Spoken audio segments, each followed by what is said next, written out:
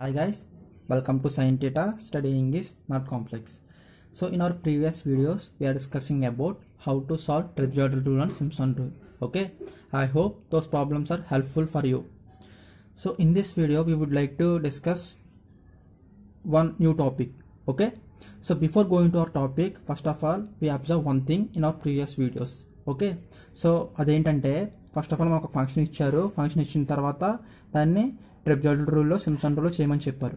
ఓకేనా, ఇదంతా మనకు బాగానే ఉంది. సో ఇక్కడ ఏంటంటే మనకి H is equal to B minus A by N, that is equal to 1/6. Okay,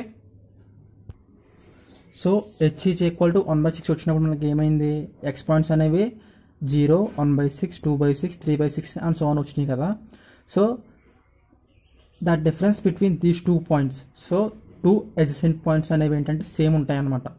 ఓకేనా, 0కి 1/6 డిఫరెన్స్ ఎంత, 1/6, అండ్ 1/6కి 2/6 డిఫరెన్స్ ఎంత, 1/6, అలాగనమాట. ఓకేనా, సో 3/6కి 5/6కి డిఫరెన్స్ 1/6 రాదు, because of there is 1 point between these 2 points. Okay, so 3/6కి 4/6 డిఫరెన్స్ మాత్రం 1/6 అవుతుంది. సో ఇక్కడ మనం ఏం ఫైండ్ అవుట్ చేయాలంటే, మనం ఏం అబ్జర్వ్ చేసామంటే, సో హెచ్ వాల్యూ అనేది కాన్స్టెంట్గా ఉంది. సో వీటిని ఏమంటారంటే ఈక్వల్లీ స్పేస్డ్ సెగ్మెంట్స్ అని చెప్తారు. ఓకేనా, సో ఇప్పుడు మనం చేయవలసిన పాయింట్స్ ఏంటంటే, మనం చేసే ప్రాబ్లమ్స్ అన్నీ కూడా అన్ఈక్వల్ సెగ్మెంట్స్లో ఉంటాయి. ఓకేనా, I hope your understanding. So in this video we would like to discuss about integration with unequal segments. Okay, so ఇక్కడ మనకు 2 పాయింట్స్ ఇచ్చారు. ఈ 2 పాయింట్స్ మనకు అర్థమైతే ఈ కాన్సెప్ట్ అనేది మనకు అర్థమవుతుంది. ఓకేనా, సో జాగ్రత్తగా చూడండి ఒకసారి. All the formulas for numerical integration have been based on equally spaced data points. Okay, so మనం ప్రీవియస్గా చేసిన క్వశ్చన్స్ అన్నీ కూడా ఏంటంటే ఈక్వల్గా స్పేస్ అయిన డేటా. ఓకేనా, అంటే H is constant. So in practice there are many situations where this assumption does not hold and we must deal with unequal side segments. So మనం ప్రాక్టీస్కి వచ్చినప్పటికీ ఏమవుతుందంటే, లైక్ అవర్ రియల్ లైఫ్ సిచ్యువేషన్స్కి వచ్చినప్పటికీ అది మనకి equal spaced data అనేది ఉండదు. Okay, unequal spaced data అనేది మాత్రమే ఉంటుంది. సో మనం ఎక్కువగా కూడా ఈ అన్ఈక్వల్ స్పేస్డ్ డేటాని మాత్రమే చేయగలం. ఓకేనా, సో ఆ డేటాని ఏ విధంగా చేయొచ్చో చూద్దాం ఒకసారి. ఓకేనా, సో సెకండ్ పాయింట్లో ఏం చెప్పారు మనకి, for example experimentally derived data is often of this time. For these cases, one method is to apply the trapezoidal rule to each segment and sum the results. So మనకి unequal segments అనేవి ఉన్నాయి. So unequal segments అంటే ఏంటి, H values అనేవి డిఫరెంట్గా ఉంటాయి. అవునా, so ఈ డిఫరెంట్ హెచ్ వాల్యూస్ మనం ఏం చేస్తామంటే ఈచ్ కేసు కూడా ట్రాపెజాయిడల్ రూల్ చేసి యాడ్ చేస్తే మనకి ఒక వాల్యూ వస్తుంది. సో ఆ విధంగా మనం ఈ అన్ఈక్వల్ సెగ్మెంట్స్ని చేయొచ్చు. ఓకేనా, అదొక మెథడ్. ఇక్కడ నోట్ నాకు చెప్పారు, some adjacent segments are of equivalent and consequently could have been evaluated using Simpson rules. So in our unequal segments, ఓకేనా, so all are different H values, but adjacent points ఉంటాయి చూసారా, ఆ points అనేవి ఏంటంటే equal స్పేస్లో ఉన్నాయనుకోండి, అక్కడ మనం సింప్సన్ రూల్ కూడా యూజ్ చేసుకోవచ్చు. ఓకే, సో మీకు ప్రాబ్లం చూస్తే ఇంకా క్లారిటీగా అర్థమవుతుంది. ఓకేనా, సో మనం ప్రాబ్లం అనేది చూద్దాం ఒకసారి. The problem is given by the work produced by a constant temperature, pressure, volume thermodynamic process can be computed as W is equal to integral PdV. Okay, where W is work, P is equal to pressure, V is equal to volume. Okay na, use the following data to compute the work in kilojoules or kilonewton meter. So మనకు ఇచ్చిన data ఏంటంటే pressure ఇచ్చారు, volume ఇచ్చారు. ఓకేనా, so pressure కరస్పాండెంట్గా volume values ఇచ్చారనమాట. So 336 దగ్గర ఉన్నప్పుడు ఎంత అంటే 0.5 దాని యొక్క volume, so very less volume. Okay, and next one వచ్చినట్టు లాస్ట్ వాల్యూ ఎంత, 165.6 ప్రెషర్. సో అక్కడ ఎంత, వాల్యూమ్ 11. సో కంపేర్ చేయండి ఒకసారి ఫస్ట్ వాల్యూకి లాస్ట్ వాల్యూకి. సో ఎక్కువ ప్రెజర్ ఉన్న దగ్గర ఏంటంటే వాల్యూమ్ తక్కువగా ఉంది. సో తక్కువ ప్రెజర్ దగ్గర ఉన్నప్పుడు ఏమైంది, వాల్యూమ్ అనేది ఎక్కువగా ఉంది.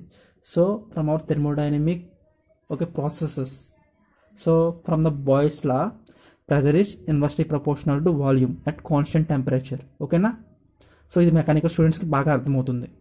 ఓకే, సో వాళ్ళు మనం ఏ ఫైండ్ చేయమని చెప్పారు, work done. So work done is equal to ఏంటి, ఇంటిగ్రల్ పీడీవీ. ఓకేనా, సో హియర్ మనం వాల్యూమ్ వాల్యూస్ చూసుకుంటే the gap between these 2 points is 1.5 and these 2 points is 1 and these 2 points is 1.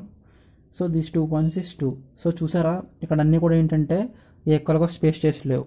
Okay, so కాబట్టి మనం ఇక్కడ ఏం చేస్తామంటే అన్ఈక్వల్ సెగ్మెంట్స్ కాబట్టి అన్ఈక్వల్ సెగ్మెంట్స్ని ఏ విధంగా చేయాలో చూద్దాం ఇక్కడ ఒకసారి. ఓకేనా, సో ఇక్కడ అన్ఈక్వల్ సెగ్మెంట్స్ వచ్చాయి కాబట్టి మనకి ఏమవుతుందంటే ట్రిబ్యులేటర్ రూల్ యూజ్ చేస్తాం, సింప్సన్ 1/3 రూల్ యూజ్ చేస్తాం, 3/8 రూల్ యూజ్ చేస్తాం. సో అవన్నీ కూడా కంబైన్ చేస్తే మనకు ఒక వాల్యూ వస్తుంది, అదే ఫైనల్ ఆన్సర్. ఓకేనా, సో మీకు ఈజీగా అర్థం అవ్వాలని చెప్తున్నాను చూడండి ఒకసారి. ఫస్ట్ ఆఫ్ ఆల్ ఏంటంటే ఇక్కడ +1 అనేవి 2 వచ్చాయి. సో మనకు ఇందాక నోట్లో కూడా చెప్పారు, ఏమని చెప్పారంటే so whenever there are 2 adjacent points are equal distance, so then we are using Simpson 1/3 rule. Okay, so whenever there are more than 2 points, more than 2 same points adjacent, +2 +2 +2, so in this case we are using 3/8 rule. Okay, we are not using 1/3 rule. Okay, remember this ones. Okay na, so first of all ఏంటంటే మనకి here 1 point is there, 1.5. So 0.5కి 2కి మధ్యలో ఉన్న point అంతా 1.5. So మనం ఏం use చేస్తామంటే ట్రిబ్యులేటర్లోనే యూజ్ చేస్తాం. సో ఓకేనా, సో ట్రిబ్యులేటర్లో మనకి ఏంటి formula, I is equal to h/2 into initial value plus final value plus 2 into remaining things. So here h value is 1.5 okay by 2 into initial value plus final value. Okay, remaining values are any one there, no, so enough. Next plus here I am already told that, so here there are 2 same numbers, so adjacent numbers, so what we are using the method 1/3 rule. Okay na, so 1/3 rule కాబట్టి ఏంటి ఇక్కడ Simpson 1/3 rule వచ్చేసి ఏంటి h/3 into y0 plus yn plus 4 into odd ones plus 2 into even ones. So ఇక్కడ ఒకటి మాత్రం బాగా గుర్తుపెట్టుకోండి, అది ఏంటంటే సో మనం ఈ పాయింట్ నుంచి స్టార్ట్ చేస్తాం. సో ఇప్పుడు ఈ పాయింట్ ఏమవుతుందంటే this is y0, okay, this is y1 and this is y2. ఓకేనా, సో మనం ఈ పాయింట్ని స్టార్ట్ చేసి ఈ పాయింట్ వరకు వచ్చాం. So this is y0, this is y1 and this is y2. So h/3 అంటే ఏంటి, గ్యాప్ ఎంత 1/3. ఓకే, సో నెక్స్ట్ వన్ వచ్చేసి ఏంటంటే ఫార్ములా ఇనిషియల్ వాల్యూ ఎంత 2 కరెస్పాండింగ్ ఎంత ఉంది 294.4. Okay, plus 4 into odd 1 is odd 1, so 266.4. ఓకేనా, 4 into 266.4 plus remaining value is 260.8. Okay, అయిపోయింది కదా ఇది కూడా. నెక్స్ట్ వచ్చేసి ఏంటంటే +2 +2 +2, the gap is more than 2. So అప్పుడు మనం ఏం యూజ్ చేస్తాం 3/8 రూల్. సో 3/8 రూల్ ఏంటంటే 3h/8 into initial value plus final value plus 3 into okay except 3 multiples plus 2 into 3 multiples. ఓకేనా, so here the h is 2, so 3 into 2/8 plus okay initial value is how much, so here also here initial value is this one 4, final value is 10, so this value is y0 and this value is y1, this value is y2 and this value is y3.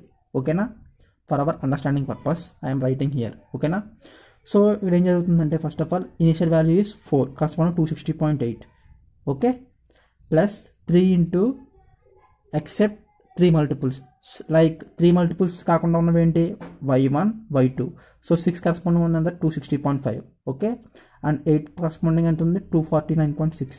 ఓకేనా, so plus last value that is 193, 10 దాని corresponding ఎంత ఉంది 193. ఓకేనా, so ఈ y3 అనేది కూడా 3 multiple కాబట్టి మనం ఇక్కడ ఏంటి ఏమని రాసుకోవచ్చు అంటే దాన్ని 2 into 3 కింద రాసుకోవచ్చు అని అనుకోవచ్చు, బట్ అదేంటంటే లాస్ట్ పాయింట్ కాబట్టి మనం దాన్ని అలా రాయం. ఓకేనా, ఓకే, ఈ పాయింట్ కూడా అయిపోయింది కదా మనకి.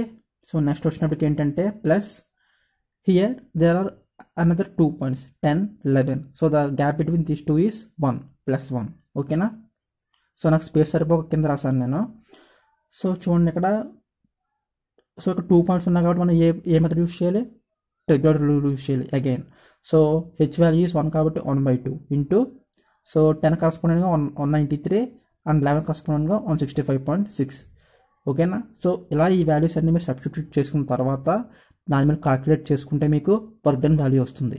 ఓకేనా, సో ఈ ఫార్ములాస్ అన్నీ కూడా మీకు అర్థం అవడానికి ఇక్కడ నేను చేశాను. Okay, I hope you are understanding this problem. మీకు కనుక ఈ ప్రాబ్లం అర్థమై ఉంటే నాకు కామెంట్ సెక్షన్లో కూడా కామెంట్ చేయండి. ఐఎమ్ అండర్స్టాండింగ్ దిస్ ప్రాబ్లమ్ అని చెప్పేసి. Okay, thank you.